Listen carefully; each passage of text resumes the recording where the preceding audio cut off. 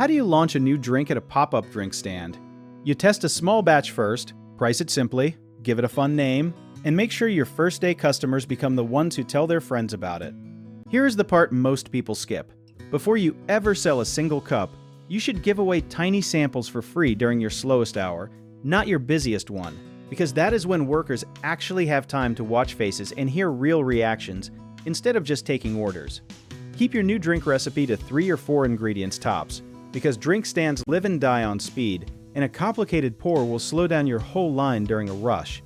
Give the drink a short, catchy name that describes a feeling or a taste, like something cool, something spicy, or something citrusy, because people remember feelings faster than fancy words. Something almost nobody talks about is using a countdown, like saying it is only here for 2 weeks, since limited-time drinks create urgency and get people talking before they even taste it. Put a small sign right at eye level, not buried behind your menu, since most drink stand sales come from impulse decisions made in about 5 seconds.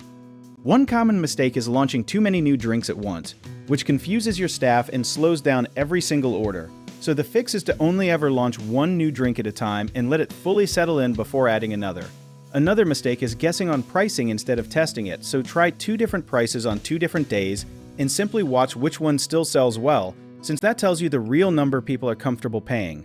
A lot of stands also forget to train workers on the story behind the drink, and customers buy stories just as much as flavors, so give your team one simple sentence they can repeat every time someone asks what is new.